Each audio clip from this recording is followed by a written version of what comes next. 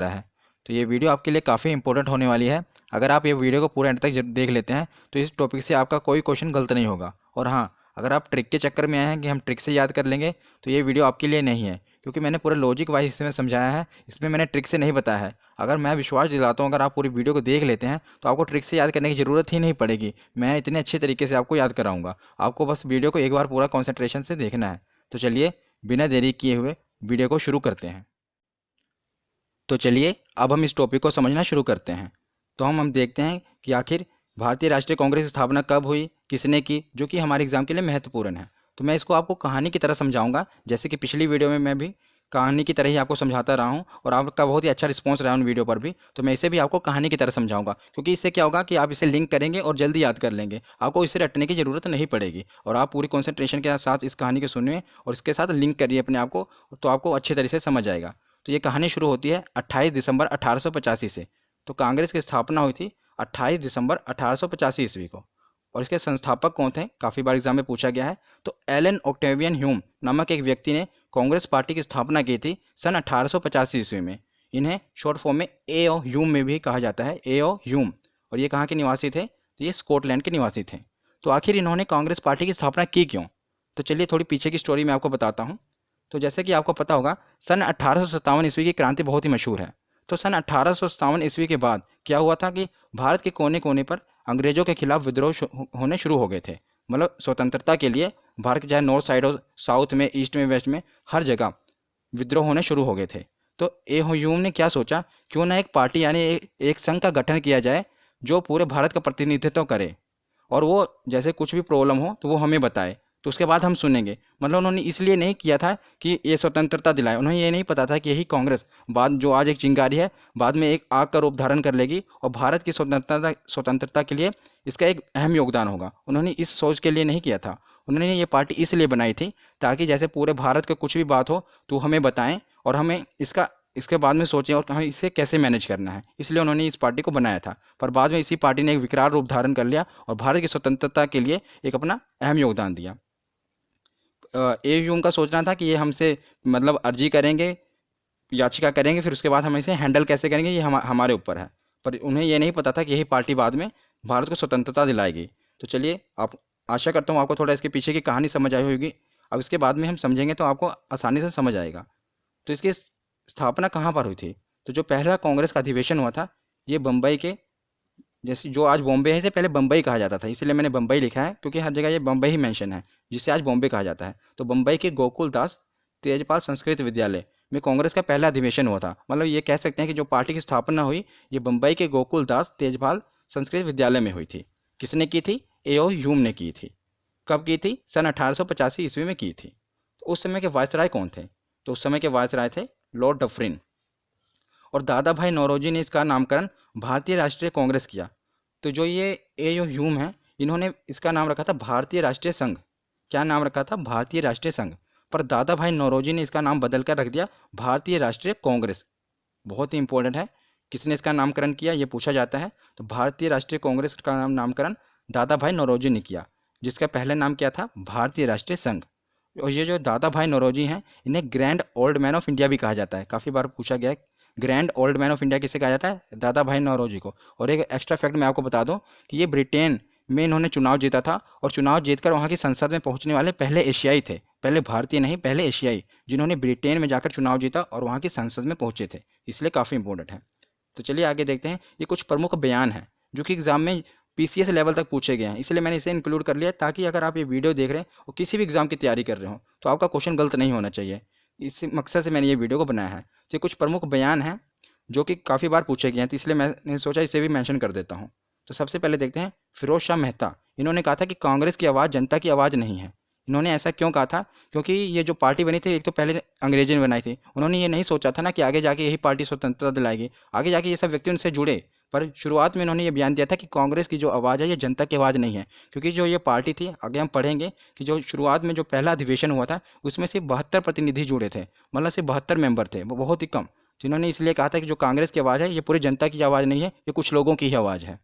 उसके बाद जो समय के गवर्नर जनरल थे, मैंने आपको बताया जो वायसराय थे, डफरिन, उन्होंने कहा था ये कि सूक्ष्मदर्शी अल्पसंख्यकों की संस्था है। सूक्ष्मदर्शी अल्पसंख्यकों की संस्थाएं, ये काफ़ी बार एग्जाम में पूछा गया है कि सूक्ष्मदर्शी अल्पसंख्यकों की संस्था किसने कहा था, ये डफरिन ने कहा था। तो अगला बयान है अरविंदो घोष का, ये भी काफ़ी इंपॉर्टेंट है। ये कहते हैं कि कांग्रेस जो है ये भीख मांगने वाली संस्था है। इन्होंने ऐसा क्यों कहा? तो जैसा कि मैंने आपको पीछे बताया ना कि एओ ह्यूम ने पार्टी का गठन ही इस मकसद से किया था ताकि कुछ मेंबर हों और ये पूरे भारत का प्रतिनिधित्व करें और कुछ भी कोई भी बात हो तो ये हमारे आगे रिक्वेस्ट करें, फिर उसके बाद हम देखेंगे इसे हैंडल कैसे करना है। मतलब जो जगह जगह पे विद्रोह हो रहे हैं उन्हें दबाया जा सके और हम कह सके कि हम आपकी बात को सुन रहे हैं, पर उस बात को सुना ना सके, बस हैंडल एक कहने की बात है कि वो कहा जा सके कि पूरे भारत की ये पार्टी प्रतिनिधित्व कर रही है और हम आपकी बात सुन रहे हैं। मतलब उसे कैसे हैंडल करना है ये अंग्रेज ही देखते थे। इसीलिए मतलब ये जो सरकार के आगे रिक्वेस्ट करते थे, इसीलिए उन्होंने कहा था कि जो कांग्रेस है ये भीख मांगने वाली संस्था है, ये संघर्ष करना नहीं चाहती। उसके बाद आगे हम देखते हैं गांधी। गांधी जी ने कहा था कि कांग्रेस को अब समाप्त कर देना चाहिए। ये जो बयान दिया था ये गांधी जी ने ये दिया था सन 1947 ईस्वी के बाद, मतलब जो आज़ाद हो गई थी, भारत आज़ाद हो गया था, उसके बाद उन्होंने ये बयान दिया था कि कांग्रेस को अब समाप्त कर देना चाहिए, क्योंकि जिस मकसद के लिए कांग्रेस बनी थी उसका मकसद पूरा हो गया है, इसलिए अब कांग्रेस को समाप्त कर देना चाहिए। पर कांग्रेस इतनी फेमस हो चुकी थी उस समय भारत में, इसलिए उन्होंने बाकी लोगों ने जो बाकी मेंबर थे उन्होंने इसको समाप्त नहीं किया। पर गांधी जी का कहना था कि कांग्रेस को समाप्त कर देना चाहिए। ये कुछ प्रमुख बयान थे जो कि एग्जाम में पूछे जाते हैं, इसलिए मैंने इसे कवर किया, आप इन्हें याद रखना।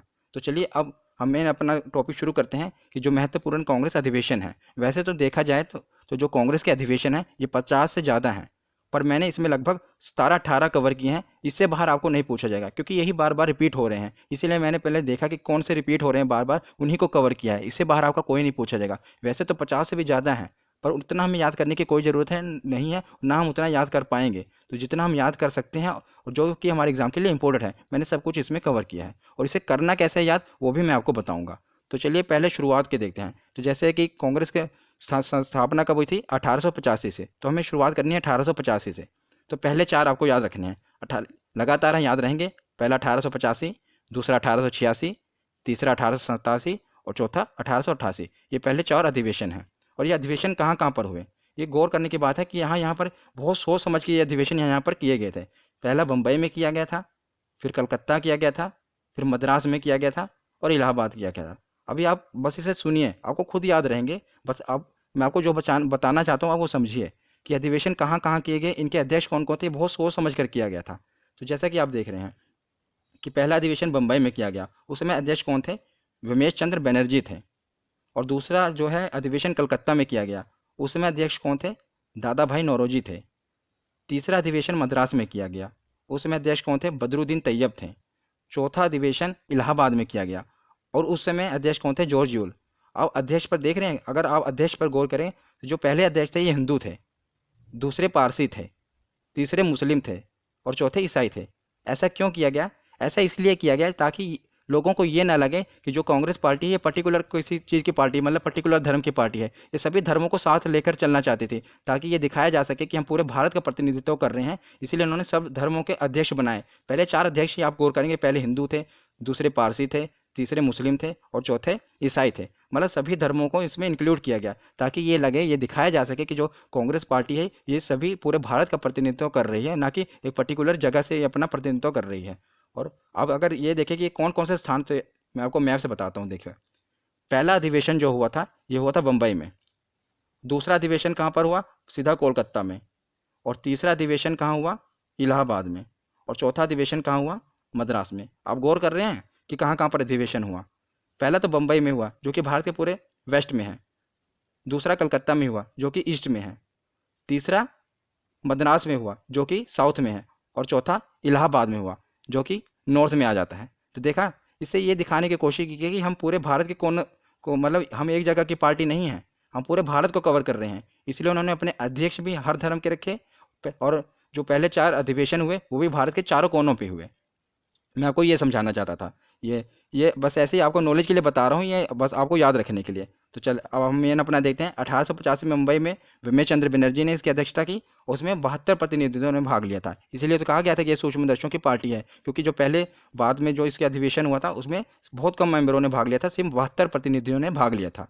और दूसरा कलकत्ता में हुआ जिसमें दादा भाई नौरोजी ने भाग लिया, तीसरा मद्रास में जिसमें बदरुद्दीन तैयब ने। इससे क्या पूछा जाता है कि जो कांग्रेस के पहले मुस्लिम अध्यक्ष कौन थे? तो कांग्रेस के पहले मुस्लिम अध्यक्ष कौन थे? बदरुद्दीन तैयब। ये क्वेश्चन इतना बार पूछा गया कि पूछ पूछ के घिसा दिया गया इस क्वेश्चन को कि पहले मुस्लिम अध्यक्ष कौन थे, तो बदरुद्दीन तैयब थे। नेक्स्ट देखते हैं 1888 में इलाहाबाद में हुआ, जॉर्ज यूल इसके अध्यक्ष थे और ये पहले अंग्रेज अध्यक्ष थे। तो पूछा जाए पहले मुस्लिम अध्यक्ष कौन थे, तो बदरुद्दीन तैयब थे। पहले अंग्रेज अध्यक्ष कौन थे, तो जॉर्ज यूल थे। और पूछा जाए कि पहले अध्यक्ष कौन थे, तो वो विमेश चंद्र बनर्जी थे। इससे हमें इतना सीखने को मिला और आप इसे याद रखिएगा क्योंकि इससे बहुत बार क्वेश्चन पूछा गया है इतने पार्ट से। तो नेक्स्ट देखते हैं। अब ये देखिए, आप घबराइएगा मत, बहुत ही आसानी से आपको याद होगा। बस वीडियो को आप पूरा एंड तक देखिए और अगर एक बार नहीं याद होता, एक बार आप पूरा देख लेंगे समझ तो आ जाएगा आपको, फिर दूसरी बार देख के नोट्स बनाइए, उसके बाद आपको इसे देखने की जरूरत नहीं पड़ेगी जिस हिसाब से मैं आपको समझा रहा हूँ। अब देखिए इसे याद कैसे करना है। हमने 4 याद करिए हैं। उसके बाद ये इंपॉर्टेंट है 1896 का। हमको 1896 और उसके साथ याद करना है 1911। क्यों याद करना है मैं आपको बताता हूँ। इन दोनों से क्या पूछा जाता है, हर बार यही पूछा जाता है कि पहली बार वंदे मातरम कहाँ गाया गया और पहली बार जनगण मन कहाँ गाया गया। अब देख रहे हैं ना, एक पहली बार वंदे मातरम गाया गया और एक पहली बार जनगण मन कहाँ गाया। तो दोनों ही कोलकाता में गाए गए, स्थान एक ही है, याद रखिएगा, कलकत्ता। दोनों स्थान कलकत्ता में गए। कलकत्ता में ही ज़्यादातर अधिवेशन भी हुए हैं कांग्रेस के, क्योंकि जो कलकत्ता था ये अंग्रेजों के टाइम, आपको पता है कि दिल्ली से पहले भारत की राजधानी कौन सी थी, कलकत्ता ही थी। इसलिए ज़्यादातर अधिवेशन जो हुए हैं कलकत्ता में ही हुए, क्योंकि कलकत्ता एक प्रमुख स्थान था। तो पहली बार जो वंदे मातरम गीत गाया गया ये भी कलकत्ता में गाया गया, और जो पहली बार जनगण मन गाया गया ये भी कलकत्ता में गाया गया। और जो पहली बार वंदे मातरम गाया गया ये किसकी अध्यक्षता में गाया गया, ये बहुत बार पूछा गया है। तो ये रहमतुल्लाह सयानी की अध्यक्षता में गाया गया। याद रखिएगा किसकी अध्यक्षता में गाया गया, रहमतुल्लाह सयानी की अध्यक्षता में पहली बार वंदे मातरम गाया गया। तो ये कलकत्ता में गाया गया। और 1911 में कलकत्ता में ही विश्व नारायण धर की अध्यक्षता में जनगण मन गाया गया। तो ये दो आपको लिंक करके रखने हैं, 1896 और 1911। इन दोनों को इकट्ठा याद करना है कि पहली बार वंदे मातरम ये भी कलकत्ता में गाया गया, पहली बार जनगण मन ये भी कलकत्ता में गाया गया। और जो वंदे मातरम के अध्यक्ष थे रहमतुल्लाह सयानी थे और जनगण मन के अध्यक्ष कौन थे, विश्व नारायण धन। ये दो याद हो गए। और आपको ये 3 इकट्ठे याद करना है, 1905, 1906 और 1907। इनको इकट्ठा याद करना है। अब याद कैसे करना है मैं आपको समझाता हूँ वही अपनी कहानी से। तो उसके बाद अब हम देखते हैं 1905। अगर आप गौर करेंगे तो मैंने आपको पिछली वीडियो में बताया भी हुआ है, अगर आपने वीडियो को देखा होगा। मैं आपको बता दूं कि इससे पहले मैंने आधुनिक भारत, मध्यकालीन भारत और प्राचीन भारत को बहुत अच्छे से कवर किया है। अगर आपने नहीं देखा तो आप अपने चैनल स्टडी वाइस ऑफिशियल में जाके हिस्ट्री की प्लेलिस्ट में जाकर उन्हें देख सकते हैं। आपका बहुत ही अच्छा रिस्पॉन्स रहा है, मैंने बहुत ही अच्छे तरीके से और छोटी सी वीडियो में आपको बहुत कुछ कवर कराया है। तो उसमें मैंने ये बताया हुआ था कि जो सन 1905 ईस्वी में क्या हुआ था कि अंग्रेजों ने बंगाल का विभाजन कर दिया था, मतलब बंगाल को 2 टुकड़ों में बांट दिया था। आज आप जो देख रहे हैं ये जो बांग्लादेश बन गया, उस समय भी ऐसे पूर्वी बंगाल और पश्चिमी बंगाल को बांट दिया गया था। बाद में एकजुट हो गए थे और बाद में पाकिस्तान बन गया था, लेकिन 1905 ईस्वी में भी इसका विभाजन कर दिया गया था। इसके विभाजन करने के बाद वाराणसी में एक बैठक हुई थी। कहाँ पर, वाराणसी में, जिसकी अध्यक्षता किसने की थी, गोपाल कृष्ण गोखले। तो गोपाल कृष्ण गोखले कौन है, ये गांधी जी के गुरु भी माने जाते हैं। गोपाल कृष्ण गोखले ये गांधी जी के राजनीतिक गुरु हैं। कौन, गोपाल कृष्ण गोखले। इनकी अध्यक्षता में बंग भंग आंदोलन का समर्थन किया गया, मतलब उसके विरोध में बंग भंग से क्या बनता है, बंग भंग मतलब बंग को भंग किया गया, मतलब बंगाल को विभाजित किया गया, उसके विरोध में आंदोलन किया गया, उसका समर्थन किया गया था। क्योंकि 1905 में ही, आप याद रख सकते हैं ना इसे, कि 1905 में ही बंगाल का विभाजन हुआ था। तो उसी समय बंग भंग आंदोलन का समर्थन किया गया था 1905 में ही। पूछा क्या जाता है कि बंग भंग आंदोलन का समर्थन कब हुआ था, तो सन 1905 ईस्वी में। और इसके अध्यक्ष कौन थे, याद रखिएगा, अध्यक्ष ही पूछा जाता है। तो गोपाल कृष्ण गोखले जो गांधी जी के राजनीतिक गुरु हैं, ये उनके अध्यक्ष थे। तो 1905 के बाद मैंने बताया था आपको ये तीनों इकट्ठे याद रखने हैं, 1905, 1906 और 1907। तो अब देखते हैं 1906। तो 1906 भी कहाँ पर हुआ, कलकत्ता में ही हुआ। ज़्यादातर मैंने आपको बताया ना अधिवेशन कहाँ पर हुए थे, कलकत्ता में ही हुए थे। तो ये भी दादा भाई नौरोजी की ही अध्यक्षता में किया गया था। और इसमें क्या है कि स्वराज शब्द का प्रयोग सबसे पहले किया गया, किसकी अध्यक्षता में, दादा भाई नौरोजी की अध्यक्षता में स्वराज शब्द का सबसे पहले उपयोग किया गया था। ये भी याद रखिएगा। तो 1905 हो गया, 1906, उसके अगले साल अब आते हैं 1907। 7 का जो हुआ ये कौन से स्थान पे, देखो आप 7 से लिंक कर सकते हैं, 7 सूरत, मतलब राइमिंग बैठ रही है ना, 7 सूरत। तो 1907 में सूरत में ही हुआ था कांग्रेस का अधिवेशन। ये किसने किया था, रास बिहारी घोष ने। किसने, रास बिहारी घोष में। तो इस समय क्या हुआ कि कांग्रेस का विभाजन हो गया और नरम दल और गरम दल में बट गया। क्योंकि क्या हुआ कि कुछ नेता थे, उनको वो कहते थे कि हम अंग्रेज सरकार के आगे गिड़गिड़ा नहीं सकते। जैसे कि इस पार्टी का क्या था कि कोई भी बात होती उसे रिक्वेस्ट की जाती थी, तो उनका नेताओं का वो कुछ मतलब गर्म स्वभाव के थे, इसीलिए नाम गर्म दल रखा कि हम संघर्ष करेंगे, हिंसात्मक भी हिंसा भी अपनाएंगे, लेकिन सरकार के आगे गिड़गिड़ाएंगे नहीं। इसलिए इसका विभाजन हो गया, कांग्रेस का विभाजन नरम दल में और कुछ गर्म दल में, इनका विभाजन हो गया। ये मैंने जो इससे पहले हिस्ट्री की वीडियो बनाई है उसमें बहुत अच्छी तरीके से बताया हुआ कि नरम दल के कौन से नेता थे, गर्म दल के कौन से नेता थे। अगर आपने वो वीडियो नहीं देखी तो आप जरूर जाके देख लेना। तो ये क्या हुआ, 1907 में कांग्रेस का विभाजन हो गया। ये पूछा जाता है कि किस अधिवेशन में कांग्रेस का विभाजन हुआ, तो सूरत के अधिवेशन में, जिसके अध्यक्ष थे रास बिहारी घोष, उसमें कांग्रेस का विभाजन हो गया था। ठीक है, और आखिरी वाला तो हमने कर ही लिया। जिसको याद कैसे करना है एक बार मैं आपको बता दूं, 1896 और 1911 को याद करना है, जनगणमन और वंदे मातरम, और 1905, 1906 और 1907 को इकट्ठा याद करना है। तो उसके बाद अब कुछ ही बचे हैं, इन्हें भी देख लेते हैं। तो अब हम देखते हैं 1916, ये कहाँ पर हुआ, लखनऊ में। और अंबिका चरण मजूमदार, वेरी वेरी इंपॉर्टेंट, ये भी पूछा भी गया था इसलिए इसको इंक्लूड किया है। 1916 में लखनऊ में अंबिका चरण मजूमदार अध्यक्ष थे। ये क्यों पूछा जाता है ये भी मैं आपको बताता हूँ। क्योंकि इस समय जितने भी विभाजन हुए थे ना, जैसे मैंने आपको बताया था अभी पीछे हमने पढ़ा ना कि 1907 में क्या हुआ था, कांग्रेस का विभाजन हो गया था। और 1916 मतलब 9 सालों बाद क्या हुआ, जितने भी विभाजन हुए थे, जैसे 1906 में क्या हुआ था, मुस्लिम लीग बट गई थी। मतलब मैंने आपको बताया नहीं इसमें, मैंने पिछली वीडियो में बताया हुआ था कि जो मुस्लिम लीग की स्थापना हुई थी 1906 ईस्वी में हुई थी। ठीक है ना, अब बता देता हूँ। तो और जो नरम दल गरम दल हैं, इनकी विभाजन हुआ था 7 में। तो क्या हुआ कि 1916 में ये जितने भी दल थे सब एकजुट हो गए। अब यहाँ पर आप देखेंगे ना, यही पूछा जाता है कि सब दल जो थे इनका समझौता कब हुआ। जैसे मुस्लिम लीग, कांग्रेस, नरम दल और गरम दल, सबके मध्य में समझौता हो गया, मतलब सब आपस में एकजुट हो गए। कब, 1916 में। इस इसमें क्वेश्चन क्या बना था अभी कि ये किसकी अध्यक्षता में एकजुट हुए थे, तो अंबिका चरण मजूमदार की अध्यक्षता में ये एकजुट हुए थे। अब मैं अगर आपको बता दूं, ये इतना इंपॉर्टेंट है इसलिए मैं आपको इसको याद करने की ट्रिक भी बता सकता हूँ इसमें। जैसे आप देखेंगे ना, अध्यक्ष कौन थे, अंबिका चरण मजूमदार। इसको आप थोड़ा रिलेट करेंगे, जैसे अंबिका चरण मतलब माँ अम्बे के चरण में गिर के, आप इसको ऐसे याद कर सकते हैं कि माँ अम्बे के चरण में गिर के जितनी भी पार्टियां थी ये एकजुट हो गई। माँ अम्बे के चरण में गिर के जो पार्टियां थी वो एकजुट हो गई। उन्होंने माँ अम्बे के चरण में गिर के ये कसम खाई कि अब हम एकजुट हो जाएंगे, मतलब एकता में रहेंगे। ठीक है ना, ये इंपॉर्टेंट इसलिए मैंने आपको थोड़ा ट्रिक से बता दिया क्योंकि ये अभी पूछा भी गया था। तो उसके बाद अगले साल 1917, ये काफ़ी इंपॉर्टेंट क्यों है, इसका अधिवेशन भी लखनऊ कलकत्ता में हुआ, सॉरी कलकत्ता में हुआ, ज़्यादातर मैंने आपको बताया ना कलकत्ता में ही हुए हैं। और इसकी अध्यक्षता किसने की थी, तो एनी बेसेंट ने की थी। ये क्यों इंपॉर्टेंट है, क्योंकि ये प्रथम महिला अध्यक्ष थी। अब थोड़ा हम रिपीट करते हैं। पहले मुस्लिम अध्यक्ष कौन थे, बदरुद्दीन तैयब थे। तो और उसके बाद पहले अध्यक्ष कौन थे, तो विमेश चंद्र बनर्जी थे। मैंने आपको पीछे बताया ना, देखो पहले अध्यक्ष कौन थे, विमेश चंद्र बनर्जी थे। पहले मुस्लिम अध्यक्ष कौन थे, बदरुद्दीन तैयब थे। ये जो पहले पहले है ना, ये काफ़ी बार पूछा गया, बहुत ही बार पूछा गया है। और पहले अंग्रेज अध्यक्ष कौन थे, तो जॉर्ज यूल थे। ये 3 यहाँ से हो गए। अब उसके बाद हम देख रहे हैं कि पहली महिला अध्यक्ष कौन थी, तो एनी बेसेंट थी। इसमें काफ़ी कंफ्यूजिंग है एक ये चीज़ में कि पहली महिला अध्यक्ष और पहली भारतीय महिला अध्यक्ष, ये देखें। जैसा कि आप ये देख रहे हैं 1925 में कानपुर में जो अधिवेशन हुआ था उसमें सरोजिनी नायडू अध्यक्ष थी और ये पहली भारतीय महिला अध्यक्ष थी। और जो ये अब 1917 में देख रहे हैं, ये कलकत्ता में जो अधिवेशन हुआ था, एनी बेसेंट इसकी अध्यक्ष थी, ये पहली महिला अध्यक्ष थी। मतलब पहली महिला अध्यक्ष पूछा जाए, इसी में बार बार कंफ्यूजिंग क्रिएट करता है एग्जामिनर। वो ये पूछता है कि पहली महिला अध्यक्ष कौन थी, तो पहली महिला अध्यक्ष तो एनी बेसेंट थी। लेकिन अगर वहाँ पर लिखा आ जाए कि पहली भारतीय महिला अध्यक्ष कौन थी, तो पहली भारतीय महिला अध्यक्ष सरोजिनी नायडू थी। ये आपको याद रखना है। तो 1917 और 1925 को रिलेट करके चलना है कि 1917 को जो कोलकाता का अधिवेशन हुआ था, एनी बेसेंट वो पहली महिला अध्यक्ष थी। और 1925 का जो अधिवेशन था, सरोजिनी नायडू जिसकी अध्यक्ष थी, वो पहली भारतीय महिला अध्यक्ष थी। तो 1916, 1917 और 1925 ये तीनों हमने याद किए। अब ये बचे 1920 और 24, ये भी काफ़ी इंपॉर्टेंट है। मैंने इंपॉर्टेंट इसमें कवर किए हैं, इसलिए बताने की कोई ज़रूरत नहीं है कि ये भी इंपॉर्टेंट है, ये भी इंपॉर्टेंट है, क्योंकि जो जो इंपॉर्टेंट है मैंने वो सभी कवर किए हैं। मैंने आपको बताया था ना कि 50 से ज़्यादा है, लेकिन जो जो इंपॉर्टेंट है मैंने उन्हीं के कवर किया, क्योंकि एक किसी न किसी में एग्जाम में पूछे गए हैं। तो जो 1920 का हुआ था, ये नागपुर में हुआ था। कब, कहाँ पर हुआ था, नागपुर में। वीर राघवाचारी इसके अध्यक्ष थे।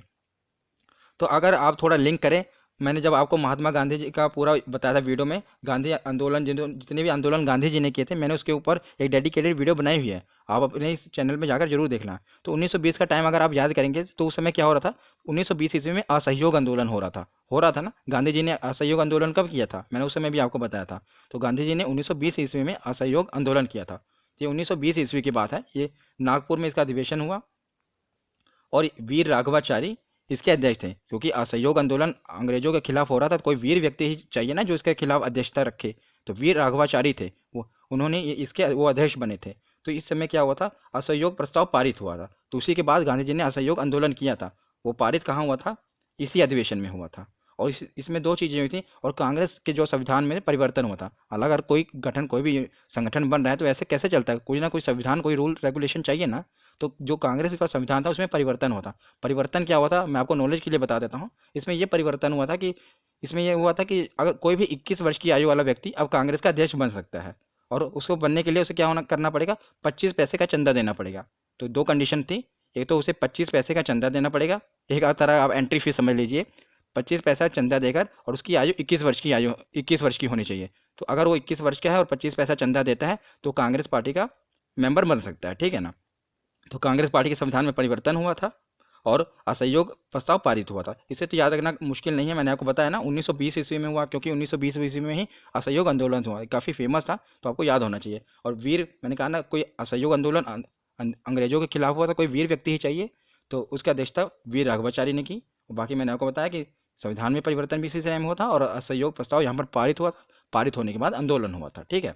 उसके बाद आता है 1926, मोस्ट इंपोर्टेंट। ये क्वेश्चन तो इतनी बार पूछा गया, इतनी बार पूछा गया, कहने की कोई हद नहीं है कि 1924 का जो अधिवेशन है ये क्यों फेमस है, क्योंकि महात्मा गांधी ने इसकी अध्यक्षता की थी। और याद रखिएगा, पूरे जीवन काल में महात्मा गांधी ने सिर्फ एक ही बार अध्यक्षता की थी कांग्रेस की, वो ये थी बेलगांव में की थी। बेलगांव कहाँ में है, कर्नाटक में है।